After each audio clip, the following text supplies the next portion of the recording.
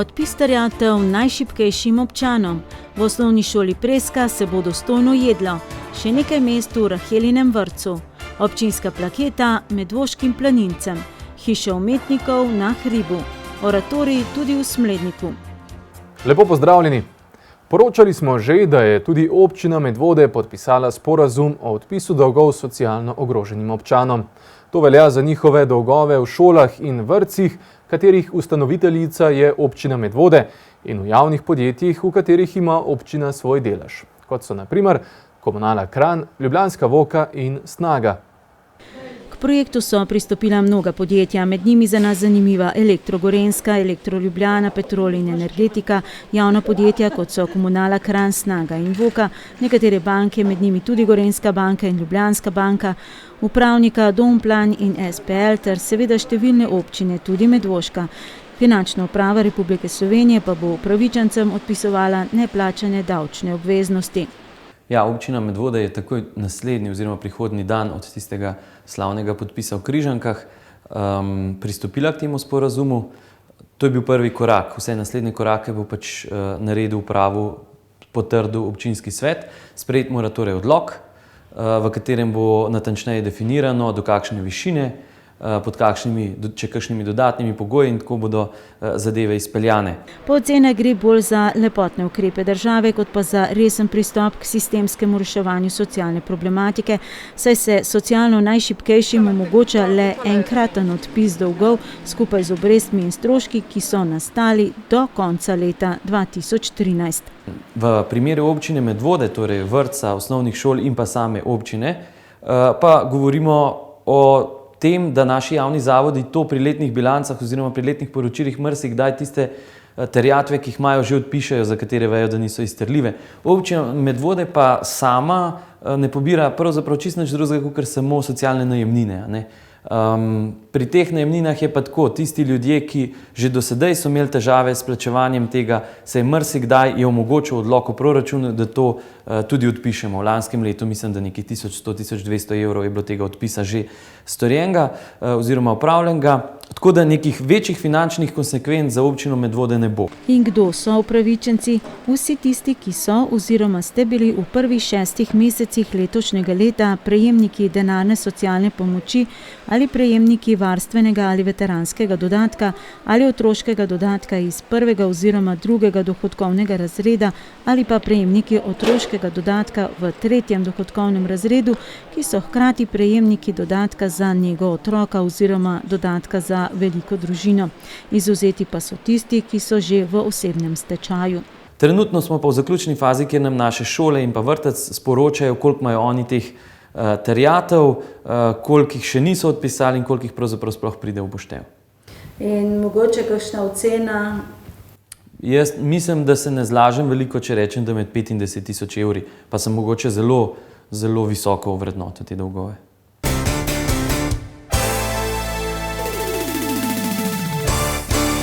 V primeru, da letos od občine Medvode še niste prejeli katere od drugih oblik denarne pomoči, lahko zaprosite tudi za denarno pomoč v obliki kritja stroškov ob začetku novega šolskega leta v višini 103 evrov na otroka v osnovni ali srednji šoli. V času uradnih ur to lahko opravite v prostorih občine Medvode, kjer boste ugotovili, ali ste do te pomoči upravičeni. Zato le ne pozabite shraniti računov za nakup šolskih potrebščin. Počitnice pa so tudi čas za redna vzdrževalna dela v in na šolskih objektih. Največja novost se obeta v osnovni šoli Preska. Po novem naj bi se učenci dostojno prehranjevali. Včeraj so pri osnovni šoli Preska postavili pritlični montažni objekt v velikosti 50 kvadratnih metrov, s čimer bodo rešili problematiko velike prostorske stiske obstoječe jedilnice, ki bi jo mirne vesti lahko zamenjali za malo večji hodnik. Dela bodo dokončana do torka.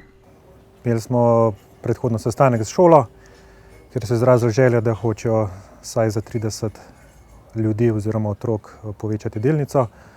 Tako da mi smo sprojektirali tako jedilnico oziroma prizidek tej jedilnici, da bomo zagotovili vsaj 30 otrokov. Mislim pa, da bo šlo okoli 34 otrok v ta prizidek. Dobavitelj montažnega objekta je podjetje Trimo iz Trebnjega. Običajno potrebujemo za samo izvedbo objekta nekje od 4 do 6 tednov. Vsekakor je pa potem še pomembna priprava, to se pravi od načrtov pa do samih dovoljenj. Običajno traja še kakšen mesec do 2 meseca, se pravi skupaj 3 mesece, 4 mesece in imate objekt postavljen. Vodilni v podjetju so prepričani, da je rešitev akutnih prostorskih stisk prav v montažnih objektih, čeprav smo Slovenci do njih še vedno zelo zadržani.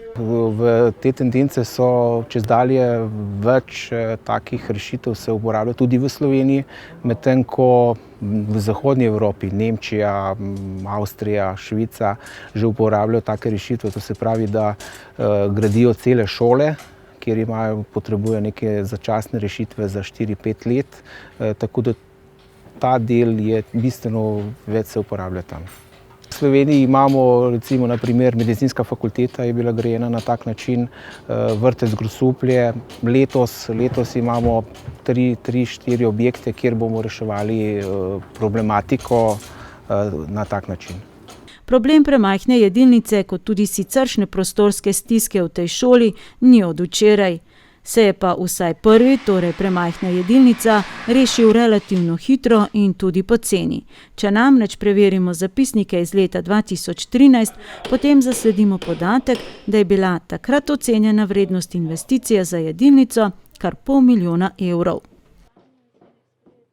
Poročali smo že, da bo gradbeno podjetje Gradkop do torka, torej do prvega šolskega dne, uredil oziroma asfaltiral makadamski del ceste v dolžini 178 metrov pod osnovno šolo Pirniče oziroma novim vrtcem v Pirničah.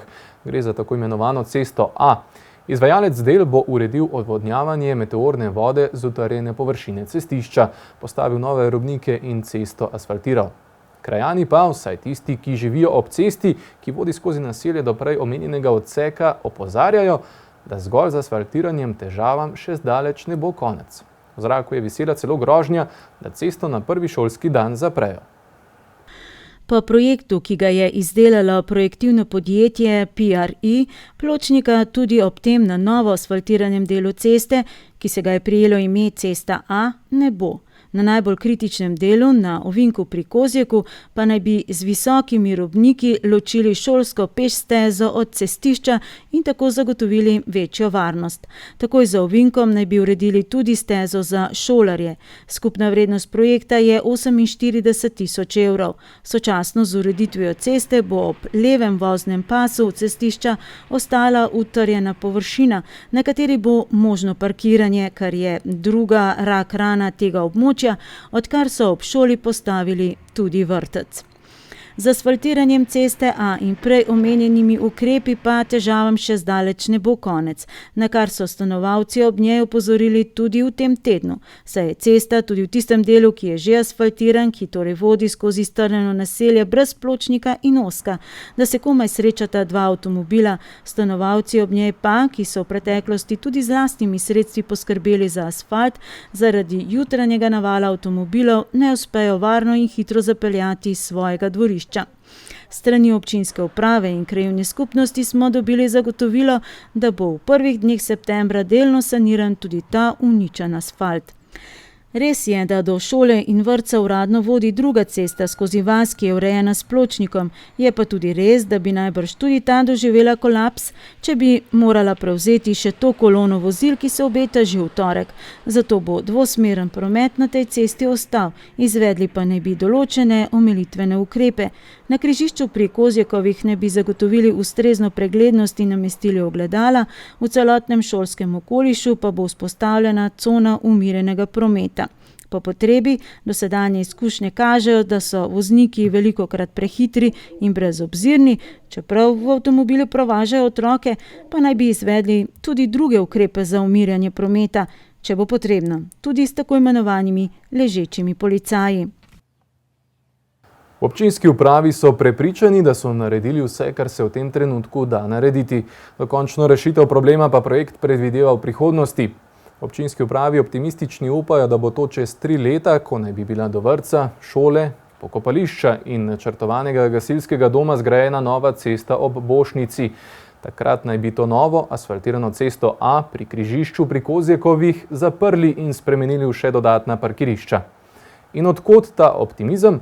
Na trasi nove ceste se morajo sporazumeti z le 6 lastniki zemljišč. Čeprav pa je res, da je problematičen običajno le eden.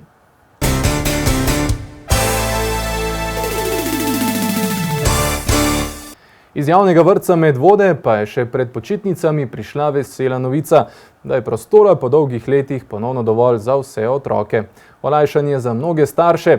Podobna novica, da imajo na razpolago še nekaj mest, pa prihaja iz Rahelinega vrtca Hiše otrok Montessori.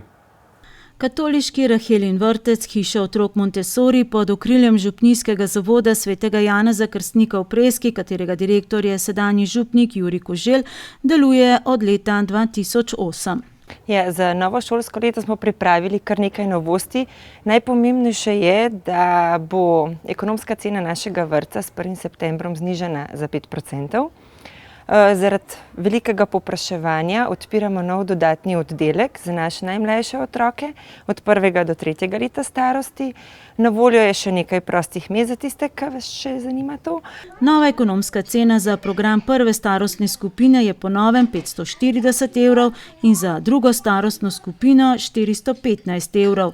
Ker gre za privatni katoliški vrtec z državno koncesijo, je tudi v tem primeru občina dolžna subvencionirati ceno vzgoje, podobno kot to velja v javnem vrtcu. Po metodi Marije Montessori bodo torej z novim šolskim letom vzgojo izvajali za otroke v 2 heterogenih skupinah od 1. do 3. leta in v 2 heterogenih skupinah od 3. do 6. leta starosti. Skupaj lahko sprejmejo po novem kar 64 otrok.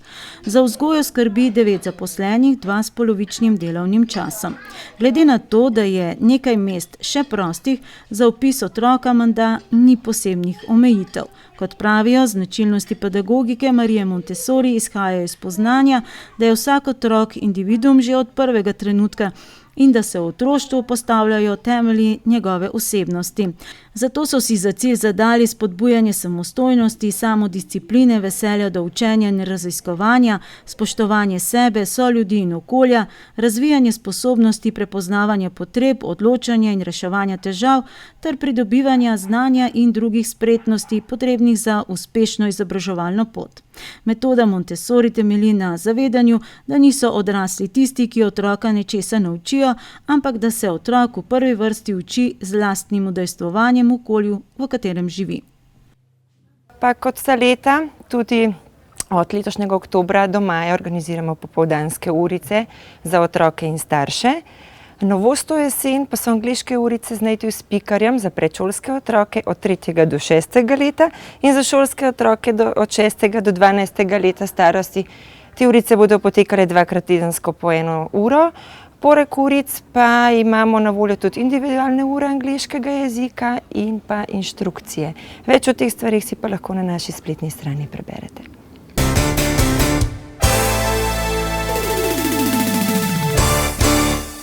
Prihodnjič bomo poročali tudi o tem, da občina Medvode prodaja dotrajano stavbo vrtca v Pirničah. Poglejmo pa še nekaj poudarkov prihodnje oddaje. Preverili bomo, kaj se dogaja z javnim razpisom Direkcije za infrastrukturo za celovito rekonstrukcijo mostu pod hotelom Medno v višini 2 milijona in 300 tisoč evrov, torej za celovito obnovo mostu nad železniško progo in prepusta pred njim. Hkrati pa se bomo seznanili tudi s problematiko ostalih, dejansko naših mostov. Kaj zahteva Agencija za okolje ob načrtovanju obnovi mostu čez ločnico v Sori in kaj pravijo meritve za most čez Soro v Goričanah. Preverili bomo, kako namerava občina Medvode reševati problematiko makadamskega dela ceste Slavkov dom Golo-Brdohrib. Gre sicer za makadam na krajevno-skupniški cesti, ki ga je v tem trenutku najtežje vzdrževati. Ob vsakem večjem deževju voda s cestišča v dolino spere pesek in za seboj pusti nekaj, čemur se ne more reči cesta, pa ta vodi do več kot 10 stanovanjskih hiš. Poročali bomo tudi o tem, kaj je na včerajšnjem sestanku o načrtovani pripojitvi Javnega zavoda za kulturo in mladino k Javnemu zavodu za šport in turizem imela povedati zainteresirana javnost, torej športniki, turistični in mladinski delavci ter kulturniki oziroma njihovi zastopniki. Že v prejšnji informativni vdaji smo pripravili portret občinskega nagrajenca, dobitnika plakete, fotografa Borisa Primožiča. Tokrat smo pripravili skupinski portret s Planinskega društva Medvode. Plaketo občine Medvode je društvo prejelo za dolgoletno izjemno uspešno delo in za enkratni izjemni dosežek pri odpravi posledic ledu na planinskih poteh v Pohograjskih Dolomitih v lanskem letu. Planinsko društvo Medvode je bilo ustanovljeno leta 1948, danes pa šteje 250 članov in upravlja Slavkovim domom na Golem Brdu. Izletniški odsek, seniorska skupina in mladinski odsek letno organizirajo okoli 50 izletov in pohodov, ki se jih udeleži okrog 1000 ljubiteljev planin. Planinsko društvo Medvode je bilo ustanovljeno leta 1948. Trenutno je v društvu okrog 250 članov, število se giblje tam nekje normalno med 250-300, pri čemer je pa žal treba reči, da se društvo stara, da je vse več starejših članov, da je vse manj mladih, predvsem pa ni srednješolcev in študentov. Društvo je prejelo plaketo občine Medvode za dolgoletno uspešno delo in enkratni izjemni dosežek, ko so po žledolomu v lanskem letu v 38 akcijah sanirali skoraj vse planinske poti in opravili skupno 765 ur prostovoljnega in neplačanega dela. Ja, ta plaketa pomeni predvsem to, da je javnost obveščena o dejavnosti društva, o nekem društvu, ki res veliko skrbi za okolje, veliko skrbi za to, da drugi uživajo. Ker konec koncev mi, ko to, kar počnemo, ne počnemo zaradi sebe, ampak če so poti lepo vzdrževane, potem so tu množice ljudi iz vseh koncev Slovenije, pa tudi iz tujine. Financirani so iz proračuna občine Medvode. Če smo predlani ali pred 3 leti dobili 1500 evrov, smo letos dobili samo 400. Predvsem gre za sredstva, ki jih potrebujemo za vzdrževanje planinskih poti.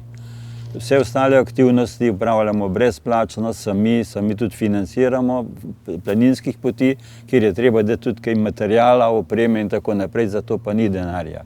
In moramo vsako leto posebej prositi občino, da nam prispeva. Moram pa reči, da je bilo tudi te naše fektarjenje kar uspešno.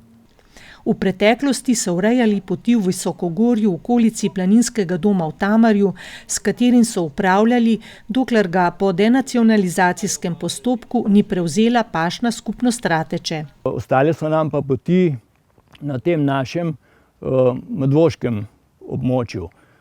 To se pravi, če pogledamo dolino Ločnice, obe strani doline Ločnice z vsemi glavnimi vrhovi in pa dostopi proti Katarini in Svetem Jakobu iz Medvod in iz Medna, kjer se pravzaprav tam začenja ta sklop teh naših poti.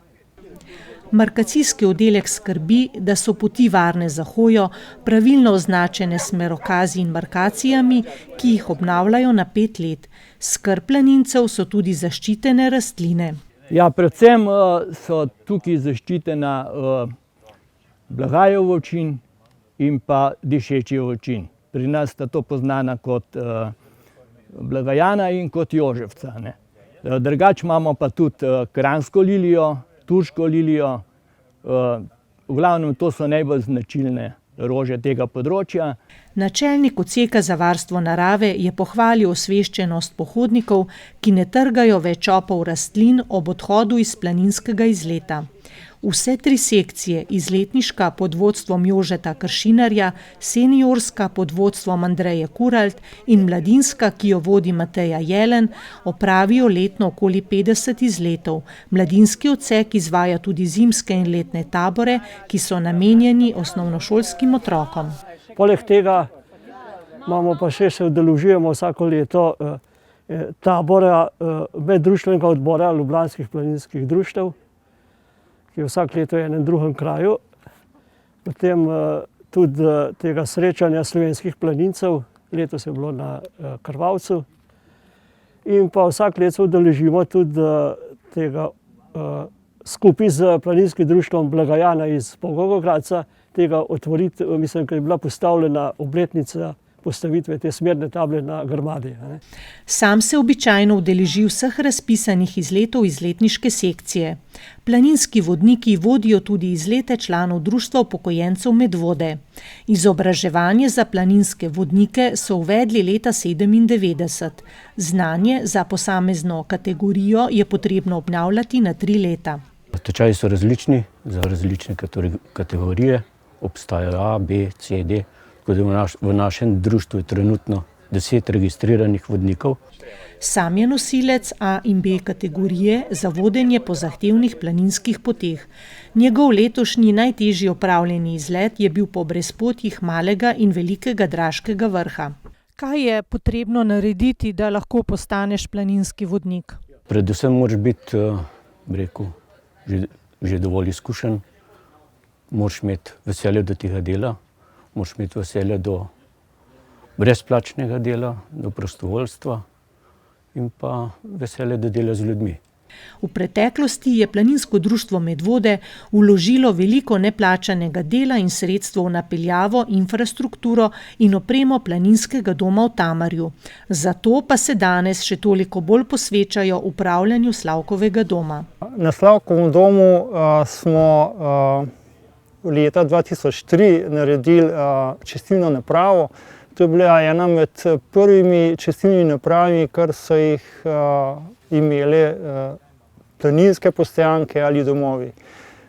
To nam je, ko bi rekel, zelo velik napredek, da skrbimo za ekologijo. Drugače smo pa obnovili kuhinjo v celoti, zunanji del fasade in sproti urejamo tudi, vzdržujemo manjša dela, kot so razne vodovodne instalacije, tla, keramika in podobno. Najemnik Slavkovega doma je že 19 let Dušan Belšak. Pravi, da so včasih pohodniki začeli hoditi že v Šentvidu ali v Medvodah, danes pa je Slavkov dom šele izhodišče za pot višje v Polhograjce. Goste želijo pritegniti predvsem z dobro kulinariko, katero dokazuje tudi zvon nad vhodnimi vrati, simbol blagovne znamke Gostilna Slovenija. Smo eden od članov organizacije, se pravi Gostilna Slovenija.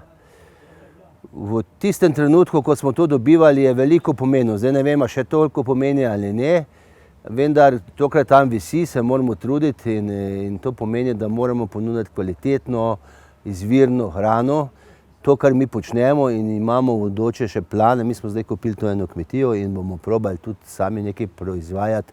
Vsi zainteresirani se lahko vpišajo v društvo v turistično-informativnem centru v središču Medvod. Planinsko društvo Medvode pa vse svoje aktivnosti objavlja na njihovi pregledni spletni strani.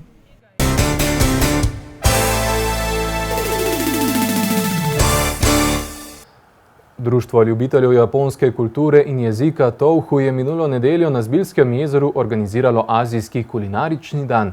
Mimoidoči so lahko vsako jed brezplačno degustirali in se prepričali, katera je primerna zanje. Dogodek je obiskal tudi namestnik japonskega veleposlanika v Sloveniji, ki je izrazil navdušenje nad širjenjem tako azijske kulinarike, kot tudi kulture po Evropi. Člani Društva ljubiteljev japonske kulture in jezika so ob Zbiljskem jezeru že pred nekaj leti organizirali dan japonske kulture. Tokrat pa so se osredotočili na azijsko kulinariko. Mimoidoči in obiskovalci so na Zbiljski Dobravi lahko preizkusili široko paleto azijskih jedi. Tukaj se gre v bistvu za nekakšen način, bom rekel, odprte kuhinje. Le s to razliko, kot jo ponavadi poznamo, seveda, da je tukaj le ekskluzivno samo azijska kuhinja in seveda azijski produkti. Tukaj imamo danes praktično vse večje predstavnike Azije, tudi od Tajske, Japonske, Kitajske, tisto, kar nam je že vsem tudi dobro znano. Cilj samega dogodka je pa to, da mogoče Sloveniji pokažemo, da pa ni glih samo suši in sladkokisel piščanec v azijski kulinariki. No? Dogodki, ki ponujajo kulinarične dobrote na način odprte kuhinje, so trenutno izjemno popularni po vsej Evropi. Lokacija ob Zbiljskem jezeru pa se je izkazala za uspešno. S tovrstnimi prireditvami so zadovoljni tudi v turističnem društvu Zbilje. Tukaj smo pa res zadovoljni, da smo prvič na enem mestu zbrali predstavnike vseh različnih azijskih kulinarik. Tako lahko rečem, da so Medvode v tem tednu gostile dva zanimiva kulinarična dogodka, poleg ocenjevanja kranjske klobase kot enega izmed največjih slovenskih kulinaričnih dogodkov, kot tudi prvo azijsko kulinarično srečanje tukaj ob Zbiljskem jezeru, tako da tukaj v Zbiljah presegamo ne samo meje naše občine, ampak celo meje našega kontinenta. Dogodki, ki promovirajo azijsko kulturo, so na Zbiljah zaživeli leta 2012, ko je društvo Touhu skupaj z japonskim veleposlaništvom organiziralo Dan japonske kulture. Z dogodkom in posaditvijo japonske češnje so obeležili 20 let diplomatskih odnosov med Japonsko in Slovenijo. Dan azijske kulinarike je obiskal tudi namestnik japonskega veleposlanika v Sloveniji, ki je pohvalil organizatorje, ki skrbijo za širjenje tako japonske kot azijske kulture in kulinarike. Prav tako je povedal, da smo Slovenci s slednjo že dobro seznanjeni. I think so there's other cultural events. For example, we used to have a Japan Day. This year we held it in June. So once in a year we used to have such a event. And other occasions also we used to have such booths about Japanese foods, Japanese drinks. So we try to introduce as many as possible such Japanese foods and drinks to Slovene people. And I think not only other European countries, in Slovenia also there's a very growing, very strong interest towards Japanese and other Asian foods. Yeah. Obiskovalci so imeli na pokušino različne vrste karijev, rezancev, suši, nabodalca, jakitori, seveda pa ni manjkalo tudi riža. Čeprav smo Slovenci seznanjeni z nekaterimi tipičnimi azijskimi jedmi, se večina le-teh suče predvsem v sferi kitajske kuhinje. Predvsem mislim, da je Kitajska tista, ki je najbolj popularna in seveda tista, ki tudi največ, bom rekel, pozornosti pritegne. No? Seveda tista klišejski sladkokisli pišanec, ki smo že prej o njemu govorila. Tako da mislim, da se večina ljudi zaustavi pri Kitajski. Mnogi si sicer že slišali za suši, velikih še ga ni niti probalo. Pri tajskih karijih in podobno smo pa, kakor danes tukaj tudi le vidimo, zelo presenečeni. Tako da upamo, da si bojo potem tudi danes mogoče kaj pripravili sami doma ali pa karkoli takšnega, tako da upamo, da smo tudi koga navdušili. No? Jaz moram reči, da jaz osebno kar precej hodim po teh vzhodnjaških restauracijah. Danes je tukaj za mene predvsem veliko odkritje indijska kuhinja. Od indijske kuhinje smo do zdaj testirali oziroma sem poskušal predvsem piščance z raznimi kariji. Tukaj danes je pa cel kup veganskih jedi in moram reči, da me začuda kot mesojedca so me prepričale te veganske zelenjavne jedi in lahko rečem, da so res okusne. Lepo vreme je na Zbilje seveda privabilo mnogo ljudi, ki so se ustavili tudi pri stojnicah z azijsko kulinariko. Če ste tokratni dogodek zamudili, so nam organizatorji zagotovili, da se naslednje leto zagotovo spet vrnejo. Drugače pa lahko tudi sami obiščete kakšno restauracijo in si privoščite nekaj drugačnega. Ostajamo na Zbiljskem jezeru, kjer se zadnje čase spopadajo s problematiko novega pravilnika o plovbi po celinskih vodah. Ta zahteva, da morajo vsi izposojevalci supov te registrirati pri primernem organu. Turistično društvo Zbilje pa je že dalo vlogo, da želi sodelovati pri spremembi pravilnika kot zainteresirana javnost. Upajo pa, da se bo pravilnik tekom zime spremenil. Prav tako se je pred kratkim občina odzvala na dolgoletne prošnje o ureditvi odloka o mirujočem prometu, ki bo na Zbiljah omogočil postavitev parkirnih con in s tem ob večjih konicah ob Zbiljskem jezeru uredil parkirno situacijo.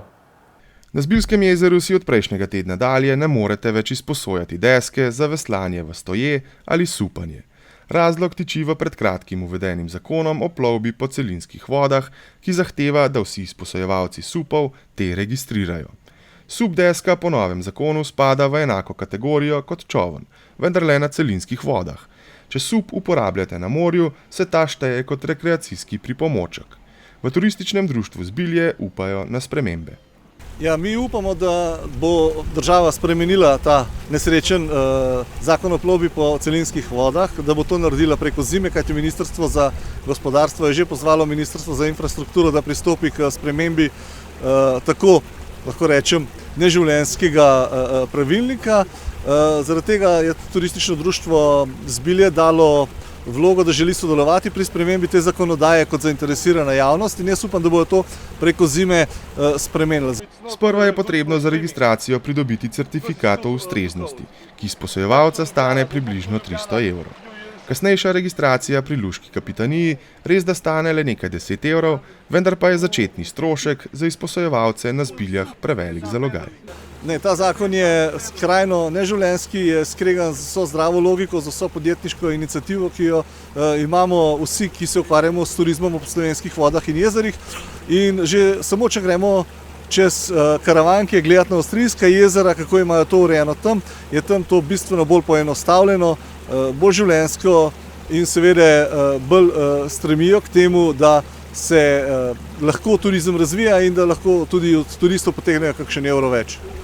Pobudnikov za spremembo zakonodaje je precej. Predvsem gre za izposojevalce na jezerih na reki Dravi in Savi ter reki Soči. Naslednji imajo večje probleme z izposojanjem kajakov, ki jih je po novem prav tako potrebno registrirati.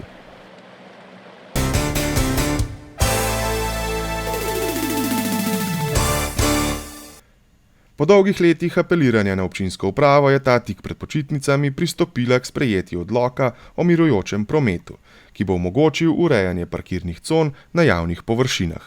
To pomeni, da se bodo na določenih lokacijah lahko začele pobirati parkirnine, prav tako pa bo občinski redar lahko sankcioniral tiste, ki se ne bodo držali parkirnega reda.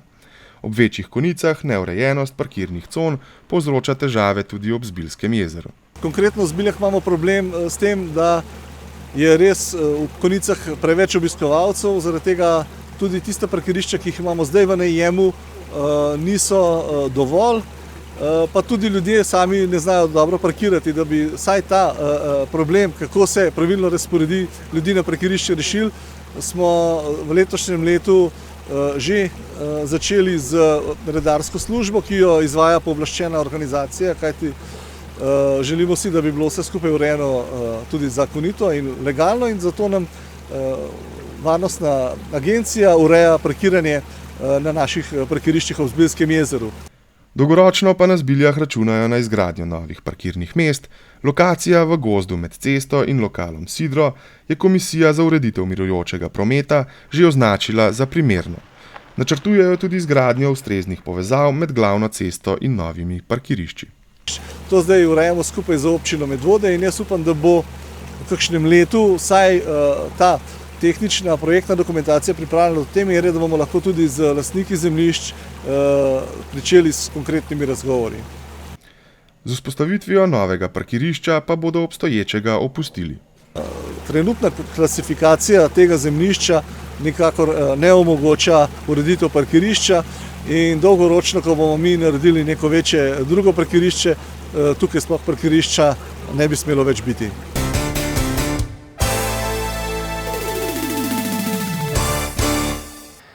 V Župniji Smlednik so letos že 10. pripravili oratorij za osnovnošolce.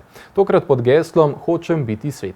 Približno 90 otrok je celoten teden skozi kateheze, igro in delavnice spoznavalo zgodbo Dominika Savija. Kljub težavam, slabim vremenom se je malce pomlajena ekipa animatorjev na oratorij dobro pripravila in otrokom še nekoliko popestrila dogajanje pred pričetkom novega šolskega leta. Župnišče in bližnji kulturni dom v Smledniku sta bila pretekli teden prizorišče letošnjega 10. oratorija, na katerem se je pod vodstvom 25 animatorjev zbralo blizu 90 osnovnošolcev. Geslo letošnjega oratorija je Hočem biti svet. Glavni junak je bil pa Dominik Savijo. To je bil v bistvu mladenič, ki je že pri svojih 7 letih točno vedel, kaj hoče s svojim življenjem, ampak ga je nažalost prehitra smrt, namreč umrl je že pri 14 letih zaradi bolezni. Je pa v svojem življenju veliko stvari uspel doseči, namreč šel je k Don Bosku, bil v njegovem oratoriju, veliko je molil, delal dobra dela, tako da skratka bil je res taka dobra oseba, dobričina. Kot vsako leto so za otroke pripravili kateheze, kjer so pobliže spoznali zgodbo letošnjega junaka, delavnice, kjer osvojijo kakšno novo veščino, ne manjkajo pa niti velike igre, učenje novih pesmi, zaključna maša in vsakoletni piknik, na katerem smo jih obiskali tudi mi. Glede na to, da je letos 10. oratorij v Smledniku in smo hoteli tale piknik, tale zaključek res izvesti malo bolj grandiozno kot ponavadi. Mislim, da je to v redu, no, pač malo bolj zgodaj smo začeli, pripravili smo si ta razne delavnice, tako da jaz mislim, da vsi uživamo, no. Najbolj zagotovo uživajo otroci, ki so navdušeno pripovedovali o dogajanju skozi teden, posebno veseli pa so bili tudi nad delavnicami in piknikom.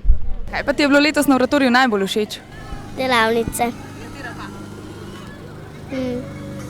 Novinarska. Si prvič na oratoriju letos? Ja, na Smledniškem prvič, drugače sem bil pa že nekje. In kako ti je všeč tukaj v Smledniku? Dobar. Kaj pa ti je všeč?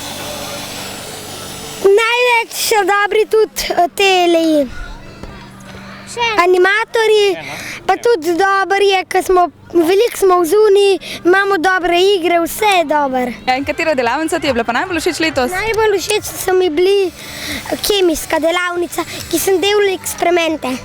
Vsako leto je izziv ustvariti in ponuditi otrokom delavnice, ki bi bile zanje zanimive in poučne, ter primerne za vse starosti. Zato prav delavnicam posvetijo veliko pozornosti, letos so otrokom ponudili nekaj novosti in nekaj že ustaljenih delavnic. 12 delavnic, in sicer za pestance, potem smo imeli preživetje v naravi, impro, nad sladoledarsko so bili zelo navdušeni, domine so izdelovali, časopis je bil tako kot običajno, potem je bila delavnica za gluhe, kjer so se učili tega znakovnega jezika. Na pikniku so nekaj delavnic tudi predstavili, izdelovali so zapestnice, postavili šotor, napihovali milne mehurčke ter delali domine. Na tej delavnici sestavljam domine in različne, kakor vidite, smo jih že veliko naredili, ampak pol smo jih že odnesli domov. Pa mi boš mogoče malo bolj natančno povedal, kako delaš tele domine? Najprej narišeš tako črto in potem, tako kakor dela, izvrtaš luknje in pol nastane domina. Otroci vsako leto prejmejo tudi oratorijske majice, ki so jih tokrat na pikniku tudi sami pobarvali in poslikali. Rišem spužja kvadratnika. Na kaj pa rišeš spužja? Na majico. Kaj boš potem s to majičko naredila? Imela bom za oratorij.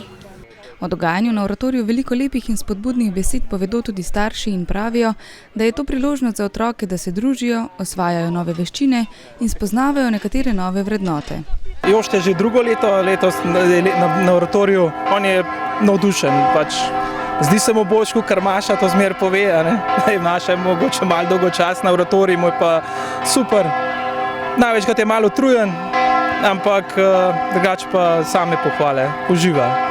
Posebno priložnost so letos namenili praznovanju 10. obletnice oratorija, simbolično so izobesili vseh 10 zastav, spekli torto in na piknik povabili tudi vse animatorje, ki so do sedaj sodelovali na oratoriju. Zdaj na prvih 2 sem bila jaz še kot otrok, tako da na 3. sem postala animator. Spomnim se Marte, spomnim se obeh Matejev, spomnim se Nežke, seveda moje sovoditeljice. Definitivno se trudimo, da bi bilo skozi boljš. So sicer vzponi in padci, prihajajo nove stvari, potem če vidimo, da kaj ne funkcionira, to izključimo z naslednjega oratorija, ampak jaz mislim, da se je prijel, da se je tudi v kraj res, da ljudje to pričakujejo, da vejo, vsako leto oratorij bo. In sploh letos tudi sem opazila, se kar pripeljajo z avtomobilom, tudi sploh recimo, če niso njihovi otroci tukaj, tudi kakšni že upokojenci, pripeljajo ljubenice, pripeljajo pecivo, rečejo, kje je mentor, jaz sem tukaj nekaj pripeljal. Tako da mislim, to je čudovito. To je res to nekaj, kar se v 10 letih res ne more manjkati, no. In sodeč po odzivih, navdušenje in motivacije ne bo zmanjkalo, tako da se otroci in animatorji lahko kmalu veselijo 11. oratorija v Smledniku. Hiša na hribu je umetniški večmedijski projekt, ki so ga soustvarili umetniki različnih zvrsti in narodnosti. Projekt je potekal oziroma še poteka v stari mežnariji ob cerkvi Svete Marjete v Žlebeh, v kateri je svoja otroška leta preživela akademska slikarka Zvonka Simšič, ki je pobudnica projekta, poleg režiserja in intermedijskega umetnika Franca Cegnarja. Projekt bodo zaključili v nedeljo dopoldan ob 11. uri. Projekta ne bi bilo možno izvesti brez podpore župnije Preska in lokalne skupnosti. Hiša na hribu je projekt, ki združuje ideje različnih umetnikov s skupnim imenovalcem predstaviti sodobno umetnost na priljuden način. Pogoj je tudi, da se navezuje na okolje Marjete ali pa vsebuje avtobiografske ali biografske elemente. Predstavili so se 4 gostje iz hrvaške skupine Pleh, zamejska Slovenka iz Rezije in še 8 slovenskih umetnikov. Neposreden povod za to razstavo je bil razpis Ministrstva za kulturo, ki je letos prvič razpisalo tako imenovane odprte ateljeje. To pomeni, da smo pridobili sredstva na razpisu v ta namen, da predstavimo dela sodobne umetnosti, sodobne umetniške prakse na lokacijah, kjer to sicer ni predstavljeno. Naj ob tem dodam, da je projekt podprla tudi občina Medvode in tako smo uspeli sestaviti to razstavo, kjer gre za umetniška dela, ki so bila ustvarjena, večina ali pa se kako drugače navezujejo prav na ta kraj na Marjeti. V leseni hiški nasproti Mežnarije so razstavljeni umetniški projekti slovenskih in hrvaških avtorjev, kot so herbari, arhiv sanj, kolaž fotografij, pa tudi ilustracije Alenke Spacal, ki je v okviru projekta otrokom pripovedovala pravljico z naslovom Kako ti je ime. Pravljica je zelo uspela in tako so jo ponovili tudi v sredo dopoldan za otroke, ki so bili v počitniškem varstvu v Mladinskem centru Jedro. Ogledal si pravljico Kako ti je ime. O čem pa govori ta pravljica? Nekem polžu, ki ni vedel, ali bi bil punca ali fant, in na to si je izbral ime, če bi dali, ne vem, tako, Luka, Lukica, Lukec. Tako nekako mu je bilo ime, samo da je bilo to drugo ime in na koncu so imeli svatbo. Tokrat ni v ospredju cerkev Svete Marjete, pač pa njen pomožni objekt Mežnarija. V povezavi z otroškimi spomini je Zvonka Simčič izdelala stekleničko prisrčnico. Tale prisrčnica je spomin na mojega očeta. Jaz sem prvih 6 let svojega življenja preživela v tej hiši tukaj za mano. Tukaj sem se rodila, moj oče je bil mežnar. In ljudje, ki so hodili tot mimo, bilo jih je prav toliko veliko kot zdaj. On jim je postregel z domačim žganjem in spomin na to smo za njega naredili te stekleničke. Ni pa, ta stekleničko vežemo pa tudi na to, da v tistem času, torej približno 50 let nazaj, v tej hiši ni bilo vode in smo vso vodo prinosili na rokah približno 200 metrov iz hriba. Na stranskih oknih Mežnarije je predstavljena videoprojekcija Stres in antistres. Ob vhodu v Mežnarijo pa stoji lončnica v kamniti posodi, ki idejno povezuje slovenske in hrvaške umetnike, Marka Pogačnika, ki je postavljal monolite za zdravljenje zemlje tudi v Zagrebu.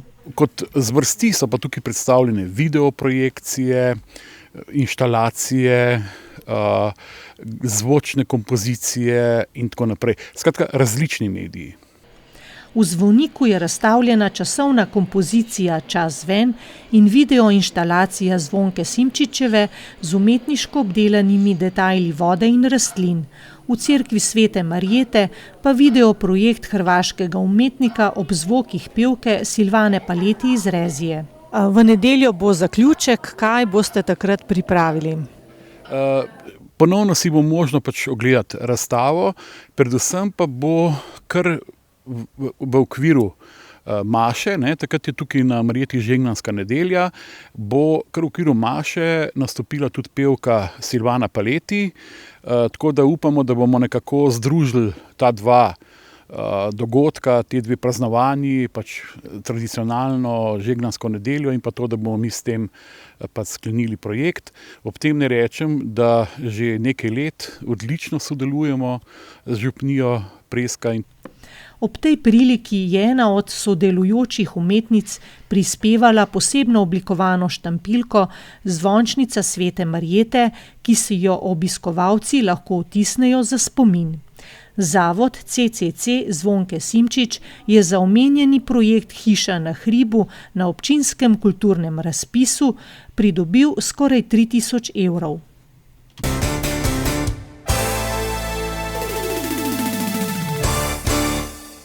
Članska vrsta nogometnega kluba Jezero Medvode je zmagovalno vstopila v novo ligaško sezono. V prvem krogu tretje slovenske nogometne lige Center je minuli petek na domači Zelenici gostila ekipo Žiri in jo premagala z 2-1. Že v soboto čaka medvoško ekipo nova preizkušnja oziroma nov nasprotnik Šobec Lesce. Tekmovalno razpoloženi so bili tudi gorski tekači. 6. pokalna tekma je potekala na Voglu in štela kot državno prvenstvo v disciplini gor-dol ter izbirna za svetovno prvenstvo, ki ga konec septembra gosti Wales. Tretje mesto med mladinkami je osvojila Lucija Šušteršič, Tina Kozek je zmagala med članicami. Odlično formo skozi celo sezono še naprej izkazuje cestno-kolesarski specialist Andrej Žavbi, član kluba Tušmobil. V zadnjih tednih je nekdani profesionalec blestel na 2 mednarodnih tekmah, na katerih se je kvalificiral na svetovno prvenstvo. Potem, ko je na domači Frani zmagal v veteranski kategoriji, je v St. Johanu na Tirolskem zaostal le za lanskim svetovnim prvakom Kuznecovom iz Rusije in tako osvojil srebrno medaljo. 55-letnega Andreja 3. septembra čaka preizkušnja med svetovno elito, na svetovnem prvenstvu na Danskem bo štartal 2 tekmi, v štafeti in na cestni dirki.